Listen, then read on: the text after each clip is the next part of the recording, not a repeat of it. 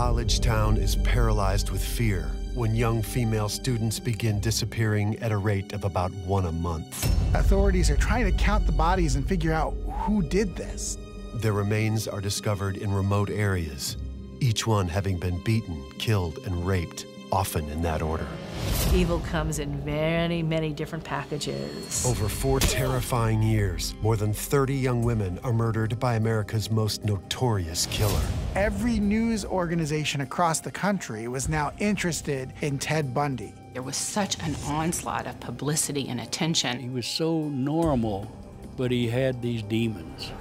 Hawkins' girl's head was severed. He didn't look like a criminal. He didn't act like a criminal. Ted Bundy showed the world that evil can also be good looking. Meet Ted Bundy. Hi there. A man so handsome, no one suspects him. Do you mind helping me? So charismatic, his victims are easily lured. I just want to go home! And so smart, investigators had no idea who he was until murder made him famous.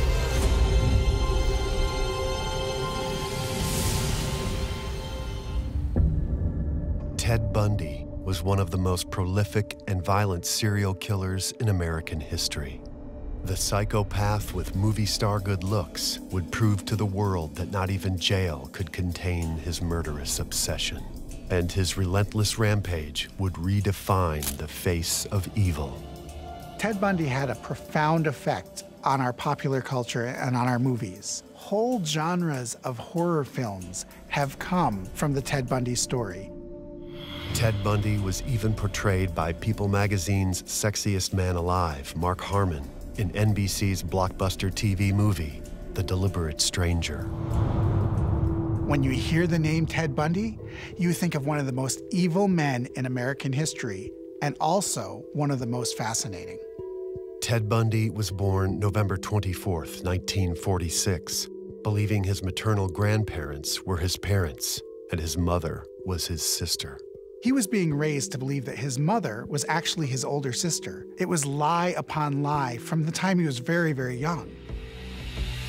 But rumor has it, that isn't the only skeleton in Ted's closet. Although unconfirmed, it has also been suggested that his grandfather may in fact be Ted's biological father.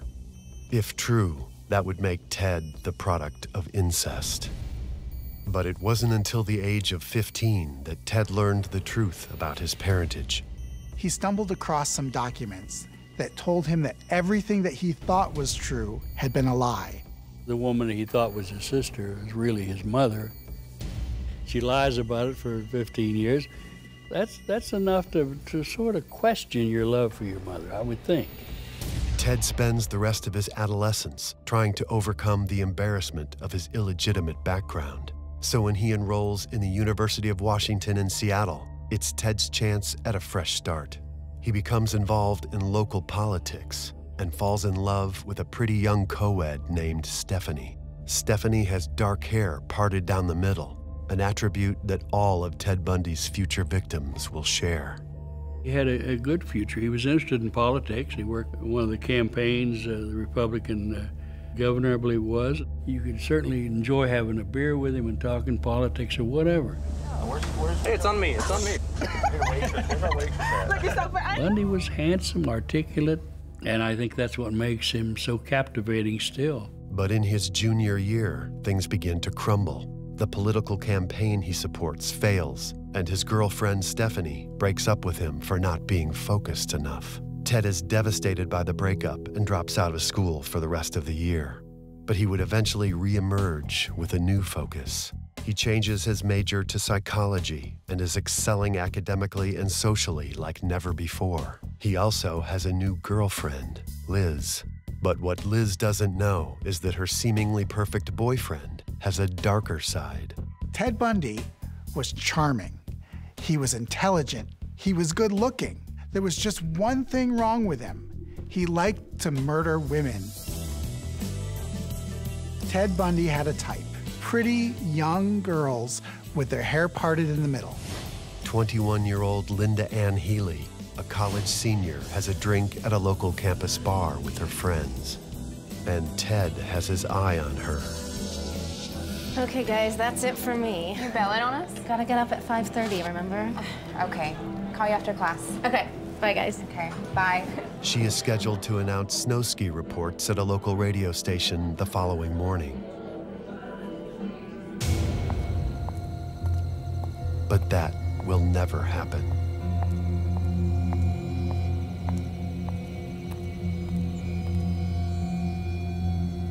Linda Ann Healy was last seen in her room in a house at the University of Washington, where there were 5 women that lived at this house.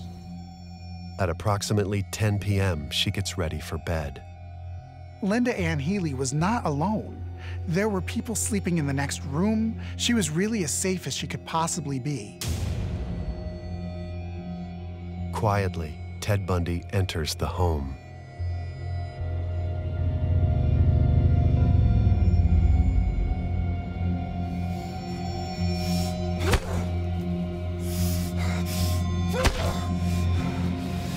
Bundy removes the blood-stained nightgown from Linda Healy and hangs it up. He then takes time to redress her. He wraps her in a sheet, puts the bloody pillowcase over her head, and neatly remakes the bed. He took her body out while people slept in the next room. Hours later, when she doesn't show up to the radio station, they call, and that's the first time anybody notices that she's been missing. No, this isn't Linda. This is Kelly, her roommate. No, I don't know where she is. But then when the police came, they discovered blood on the pillow, blood on the top sheet, blood on a nightgown in the closet. So they had quite a bit of evidence that something had happened there. No body is ever recovered. Dental records will identify Linda from a jawbone found months later. Just her jawbone. Nothing else. College girls were probably easier to pick up because they're willing to give people a chance more than someone on the street, maybe. And he looked like he could have been a young professor almost. And Ted Bundy was extremely creative as he finds ways to lure women.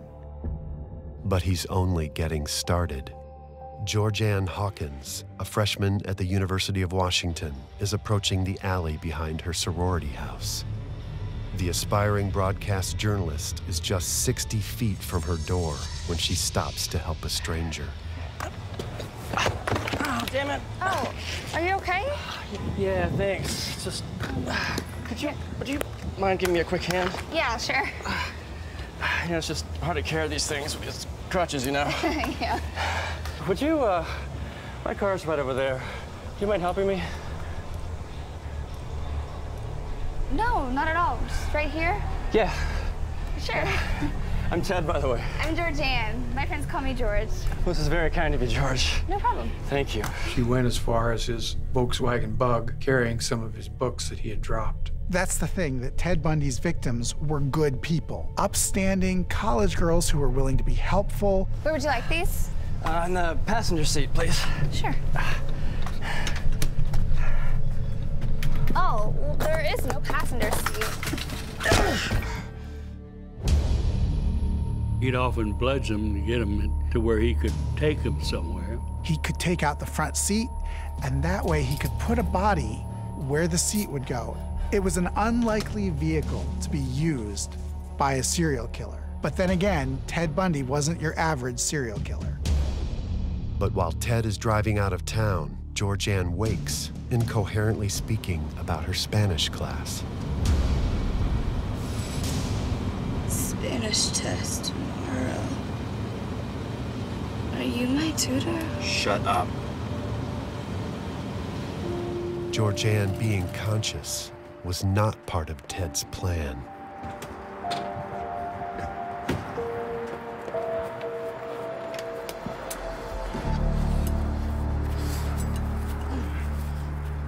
I'm gonna go to class now.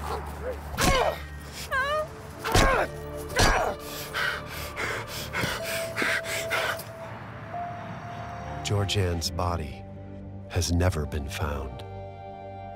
Meanwhile, Ted still continues his relationship with his girlfriend, Liz. None of the people around him knew what he was doing. There wasn't any chance that somebody would come along that knew anything. And he knew that. 1 month after the murder of Georgianne Hawkins, Ted Bundy arrives at Lake Sammamish State Park in Issaquah, Washington. 23-year-old Janice Ott, who had recently moved to the area to take a job helping children, is sunbathing near the shore. Excuse me. Sorry to bother you. I'm trying to unload my sailboat from my car, and as you can see, I've only got one good arm. Is there any way I could ask you for a little help? You have a sailboat? Oh yeah, it's a real beauty. Kind of like you. Oh, you're smooth. Come on, just a matter of untying a line. Help a guy in need? Do I get a boat ride? You can steer. Jan. Ted.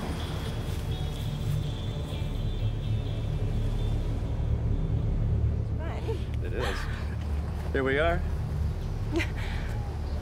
Where's the boat?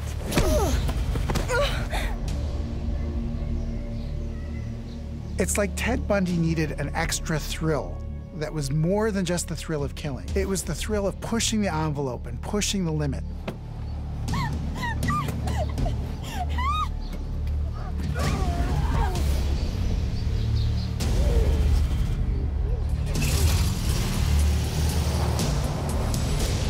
Janice Ott, like many of Bundy's victims, would eventually be beheaded. Only scattered bones will be found near a service road in Issaquah. Just hours later, Bundy returns to the same lakeshore and approaches 18-year-old Denise Naslund, who has stepped away from a picnic with friends to use the restroom. Excuse me, hi. Sorry to bother you. I'm just trying to unload my sailboat from my car. And as you can see, I've only got one good arm. Denise's jawbone and her femur would also be found near Issaquah. But it is at Lake Sammamish where Ted Bundy makes his first mistake. There were a group, say, of 3 other women on the beach. One of those women overheard her say, "Hi, I'm Jan," and he said, "Hi, I'm Ted." The witnesses also see his car. Later, they will tell police about a man named Ted and his beige-colored Volkswagen Beetle. 2 or 3 people heard him say who he was. So now this mysterious killer has a name, Ted. He has a vehicle, a Volkswagen Bug. Police released a composite sketch of Ted Bundy, and they set up a special tip line. So once the composite sketch was out, the tips started rolling in.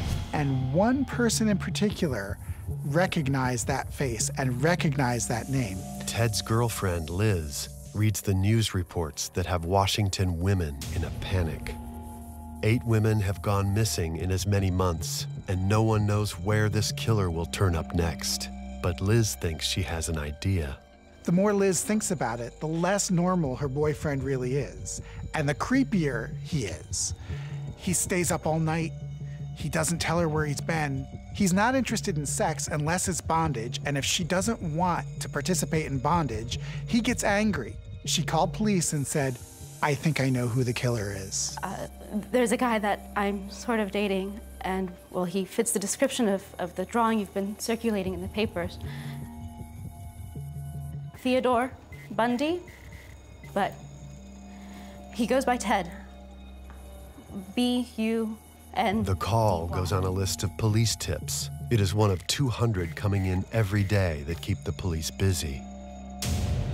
Meanwhile, 2 grisly crime scenes are discovered east of Seattle, one in the town of Issaquah, the other on Taylor Mountain. Nowhere in the history of King County or Washington State had there ever been 2 crime scenes like these. 4 skulls, or skull parts, are found on Taylor Mountain, and no other bones were found.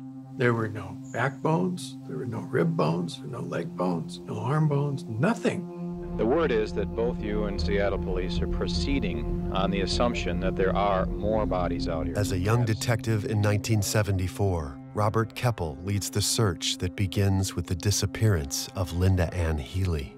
Somewhere he disposed of all of the clothing, purses, any of the stuff that belonged to any of the victims is gone. What was this man capable of? He could be anywhere. There were more questions than were answered when they found it.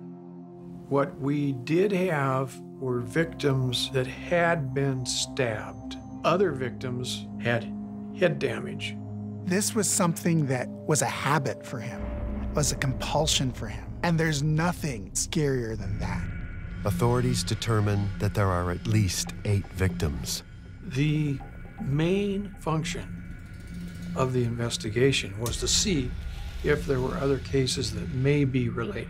Police assemble a list of 100 men who go by Ted and possess other possible traits linking them to the crimes in Washington. They investigate the names alphabetically, with Bundy as number 7. But Ted Bundy is no longer in Washington state. Ted Bundy has moved on. He's in law school in Utah. He's living his life there. The killings stopped in Seattle, and then they started in Utah. No less than 3 young victims are abducted and murdered in Utah, including 17-year-old Lori Aim, whose parents called her a gentle, free spirit. Hi there. Hi.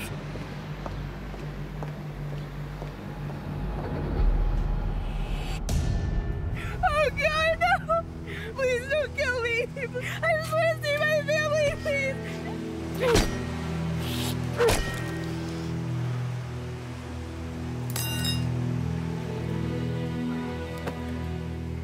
Years later, Bundy will confess to the Utah murders and tell investigators about a morbid interest in the bodies.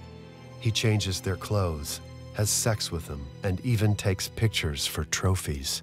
So for Ted Bundy, the thrill kept going long after the murder, knowing that he could go back anytime he wanted. Obviously, this guy was driven by forces that you and I and most people don't have. He didn't look like a criminal. He didn't act like a criminal. He knew how to do the right things to appear the right way.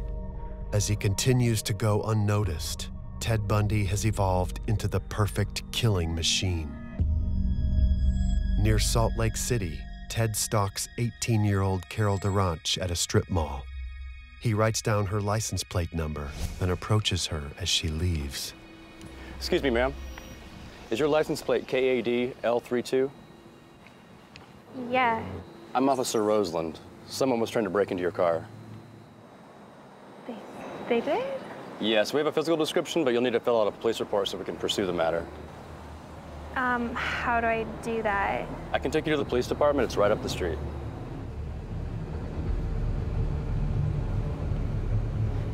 Right now? Yes, ma'am. I think that would be the best thing. Do you have, like, an ID or something?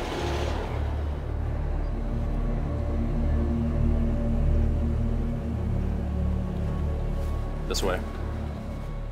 Every instinct in Carol tells her that something's wrong with the situation, but she's only 18, and she ignores that little voice.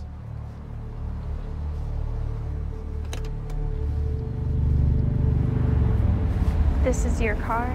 It's an undercover vehicle.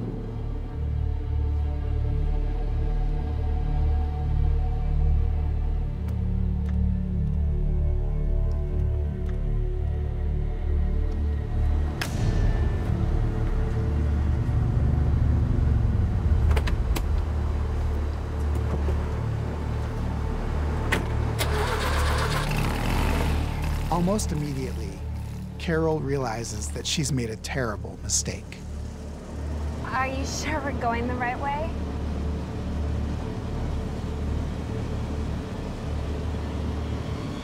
Where are we going? What are you doing? But it's already too late. Oh, God, please, sir, just let me out. Please, I just want to go home. I won't say anything, I promise. Just let me out, please. Please. Ted pulls over and tries to handcuff her, but she struggles. No! No! No! Let go! In the struggle, he puts both cuffs on the same wrist.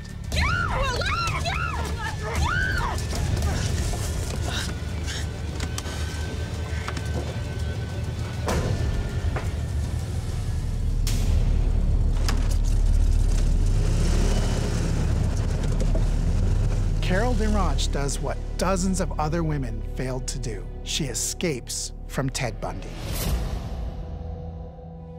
Carol goes to the police, and now, for the first time ever, they have an eyewitness account that tells how Ted Bundy hunts these women and what he does once he's got them. Meanwhile, back in Washington State, Elizabeth Klepfer is convinced her boyfriend is the killer. But detectives have no physical evidence linking him to any murder. Ted visits her, and she spends one terrifying week with the man she is convinced is a killer. She even wakes to find him secretly examining her body at night.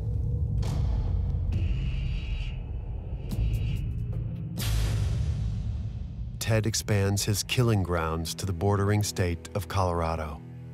Now 29, Ted Bundy snuffs out the lives of 5 more innocent women over the next several months. His death toll rises to no less than 17 young women and teenage girls. These murders start taking over his life. Instead of going to law school, he drops out and just sits and fantasizes about these women. But 9 months after the attempted abduction of Carol DeRanche, everything comes crashing down. North on 21 at Elm. I have a Volkswagen Bug. No lights, refusing to stop, request backup. 10459 backup. Police stopped Ted Bundy's Volkswagen because he didn't have his headlights on. Get out of the car! Put your hands up!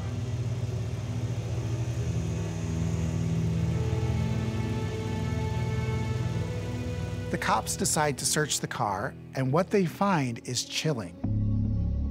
They find a ski mask, they find handcuffs, they find pantyhose, they find a bunch of other things that are very incriminating. Look, it's like I told the officer that arrested me. It's not illegal to possess those items. I have absolutely nothing to hide. Police find more suspicious items in Bundy's Utah apartment, but somehow miss Ted's collection of Polaroid photographs containing graphic images of his victims after death. And then police remember Carol DeRanche, who had been kidnapped 9 months earlier. So they set up a lineup, and she picks him out instantly. She says, "This is the man who attacked me and tried to kill me." Police charge Bundy with kidnapping and assault in the DeRanche case. Bail is set at $100,000, but it is later lowered to just $15,000. It's an open and shut case. There's physical evidence, and there's even an eyewitness. Carol DeRanche was a very good witness. Everybody thought she might have had the wrong person, but she didn't, and she stuck to it. Word starts to spread about Ted Bundy, and other police start looking into cases that they have going on. Investigators at Bundy's original hunting ground, Washington State, get wind of the Utah arrest and begin to connect the dots. What are the chances that there can be all these murders in Seattle, they can stop, and then start in Utah? Investigators from 2 states interview Liz and discover more disturbing details about her boyfriend. He has these things, and I don't understand why he has them. What kinds of things? Well, like crutches, for one, and a plaster of Paris. Plaster of Paris? Yeah, like to make a cast. And he has a hatchet or something under his car seat. I see. Almost a year and a half since Carol DeRanche's attempted abduction, Ted Bundy is found guilty of aggravated kidnapping and is sent to Utah State Prison. And soon, word spreads all the way to Aspen, Colorado, and Ted Bundy is brought there to face a murder charge. A young woman named Karen Campbell had been murdered in Aspen, Colorado. When police searched Ted Bundy's car, they found a map that had an X on the same resort where Karen Campbell had been staying. They found credit card receipts that put him there at the same time that she was there. And most damning of all, they found one of her hairs in his car. Sure, I get angry, Very, very angry and indignant. I don't like being locked up for something I didn't do, and I don't like my liberty taken away, and I don't like being treated like an animal, and I don't like people walking around and ogling me like I'm some sort of weirdo, because I'm not. Having been in jail for more than a year, Ted convinces guards to let him study in a law library during a court recess. He is alone for less than 60 seconds, but is able to jump out of an open second-story window and escape into the Aspen Mountains. Ted Bundy is now on the run. He heads to Crested Butte, Colorado, but gets lost. 6 days after his escape, Bundy steals a car, but by now he's hungry, sleep-deprived, and has injured his leg. Police officers spot a vehicle driving erratically. The officer recognizes him. Can you get out of the car, please? Why? Because he had been assigned to the duty of guarding Ted Bundy and had fed him breakfast. Not long after his second arrest, Bundy is charged in the murder of Karen Campbell. But he has little intention of staying behind bars. Just 7 months later, the 31-year-old Bundy escapes again, this time through a vent in his jail cell. News media explodes, spreading panic and fear across the western United States. A depraved killing machine once again walks the streets. Every news organization across the country was now interested in Ted Bundy, this young, charming, smart guy who had killed these beautiful women, and now he's on the loose. Nobody knows where he is. Is he in your neighborhood? He could be. Ted Bundy was rather careful. He thought he was rather smart, and he was. And he tried very hard to conceal his identity in every way that he could. He was brilliant and really operating at genius level. Ted Bundy heads south, where he will unleash a murderous fury unprecedented in the annals of crime. Ted Bundy steps off the bus in Tallahassee, Florida, home of Florida State University. Young, pretty, brunette college girls as far as the eye can see. Ted Bundy has hit the promised land. He's like a kid in a candy store. Ted Bundy really was so far away from us that it was somewhat not relevant. When you see they're up in Seattle or the state of Washington, it didn't seem to be the kind of thing that we would key in on. But Ted Bundy has melted into the college crowd of Tallahassee, Florida, and has singled out the Chi Omega sorority as his personal house of horrors. A group of us had gathered in my room, and we were chatting and, catching up on the news and just enjoying one another. And then one by one, we would turn in. It was a very, very cold night. And sometimes that deadbolt lock and the combination lock would stick and it would not retract back into the door jamb. And so just luck. Bundy enters the sorority house through a back door. He secures a wood club wrapped in cloth, quietly climbs the stairs, and enters the room of 21-year-old Margaret Bowman.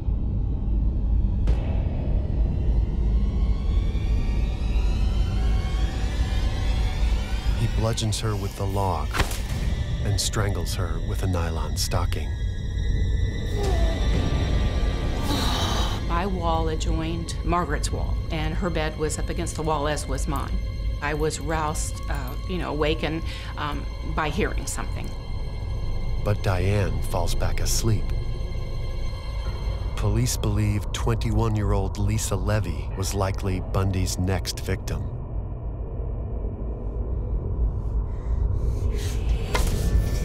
Ted beats her, strangles her, then viciously bites her, tearing off parts of her body with his teeth. Bite mark evidence will later be used at his trial. He had used his teeth on 2 of the young ladies, but the one was an imprint that was definitely as if he was signing his signature. Bundy then clubs Kathleen Kleiner and beats roommate Karen Chandler. Both would survive their injuries. As Bundy hurries back down the stairs to leave, he is spotted by another sorority sister, Nita Neary, who hides out of sight. She saw someone coming down the stairs and then exiting through the door. Heaven only knows what would have happened to Nita if he would have known that he was seen. The entire attack takes less than 10 minutes. There was blood everywhere, and Lisa was hurt, and I just bent over to help her. She had just had her braces removed after wearing braces for almost a year, and she had such a beautiful smile, and that's really the extent of what I recall until I believe it was an ENT that grabbed me by the shoulders and pulled me away. But Bundy isn't through yet. Just minutes after his slaughter at the sorority house, he moves down the street and breaks into the apartment of 21-year-old dance student Cheryl Thomas.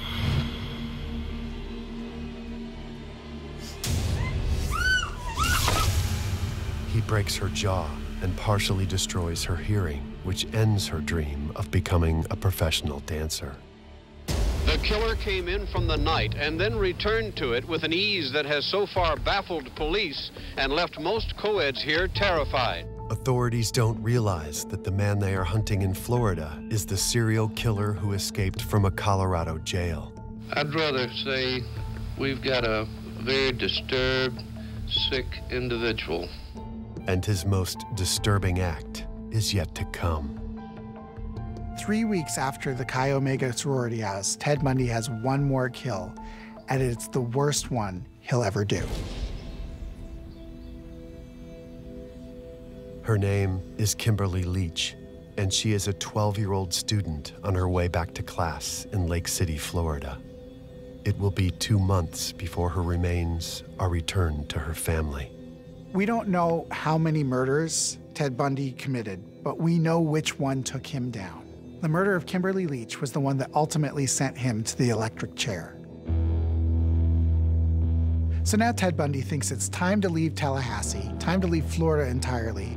So he steals another Volkswagen and heads towards Alabama. Bundy's suspicious behavior catches the attention of a local officer.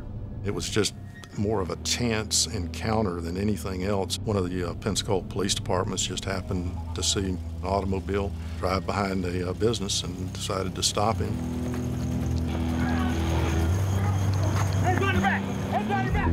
And took him in to the jail and booked him. Then they began a process of actually trying to identify who he was. Pensacola, Florida police are questioning a man they say may be one of the worst sex murderers of all time. Bundy had escaped New Year's Eve from a Colorado jail where he was a suspect in 36 rapes and murders, mostly in the West over a 7-year period. There was a sense of resolve in some ways that they had captured someone, but then doubt, are they sure?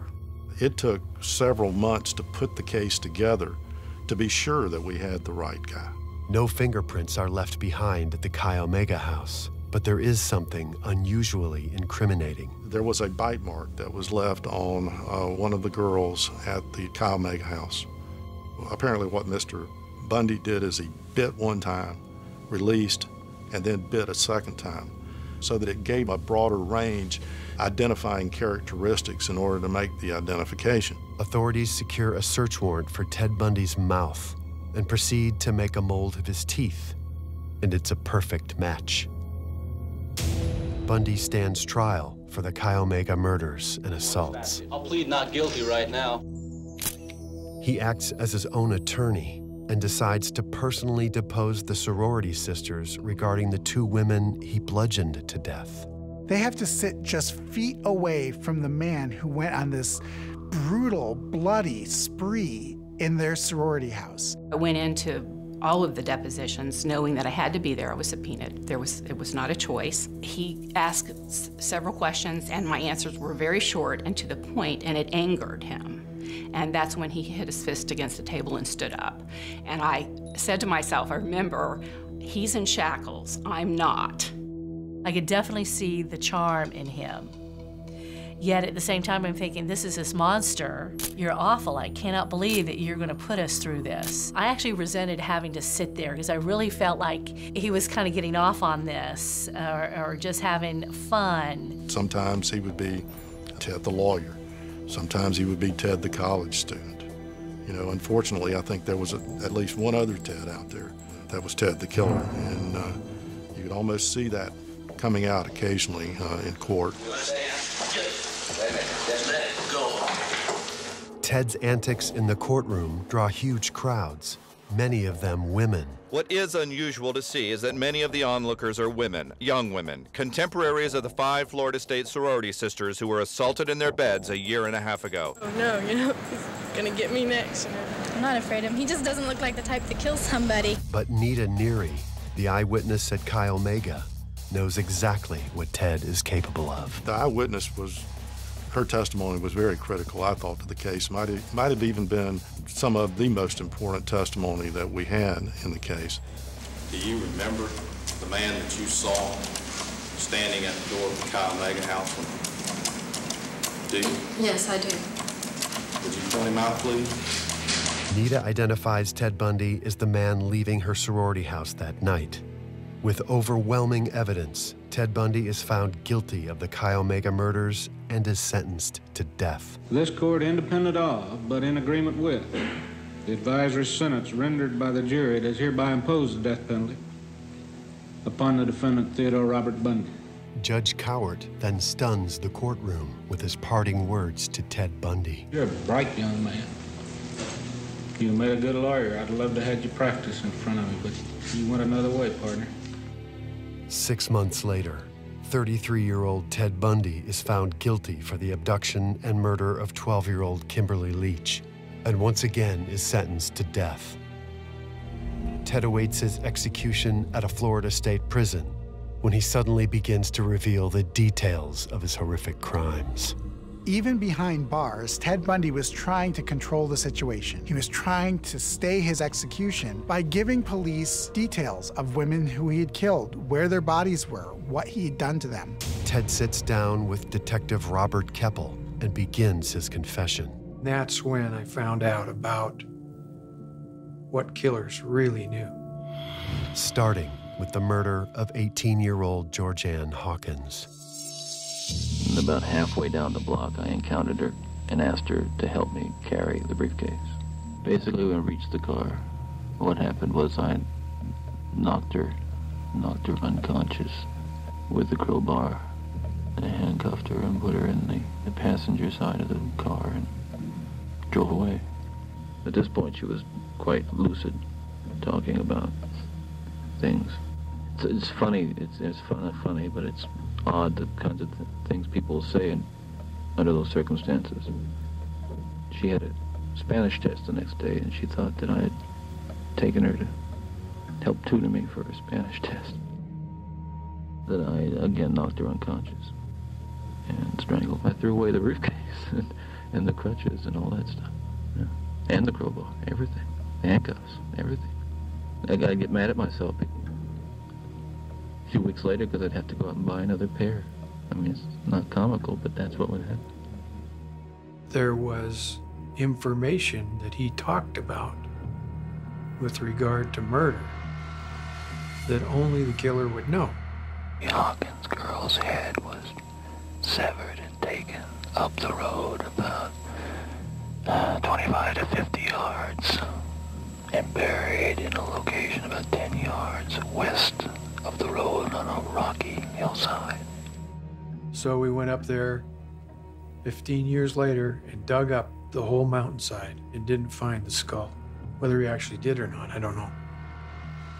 He lies, you know.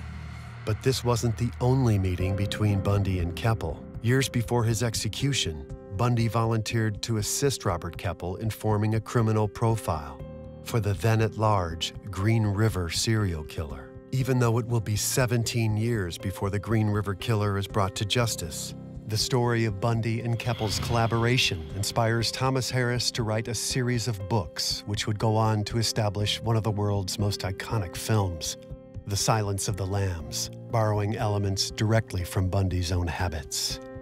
Even Buffalo Bill in Silence of the Lambs had a cast, and that's how he would draw in the women. Journalist and author Hugh Ainsworth would go on to interview Bundy as well. I'd find myself staring at his hands, unconsciously, but I was thinking, those hands killed so many people. In the depth of all this conversation about killing, looking at his hands. Eventually, authorities said, we're not going to stay your execution any longer, no matter how many more confessions you make. So a date was set that he was going to die in the electric chair. On the afternoon before his execution, Ted Bundy elects to sit down with evangelical Christian author James Dobson for his final interview, blaming pornography for his violent behavior. Most were critical of Bundy's final words, including infamous cult leader Charles Manson. Bundy's a rumpkin. Bundy's a poop butt. Bundy's his mama's boy. Bundy's out there trying to prove something to his own manhood. That's got nothing to do with me. I don't roll around with poop people like that. Pornography? I've been looking at it all my life, and it hasn't affected me anything. At 7:16 a.m., Ted Bundy dies by means of the electric chair, while hundreds of spectators celebrate outside the prison.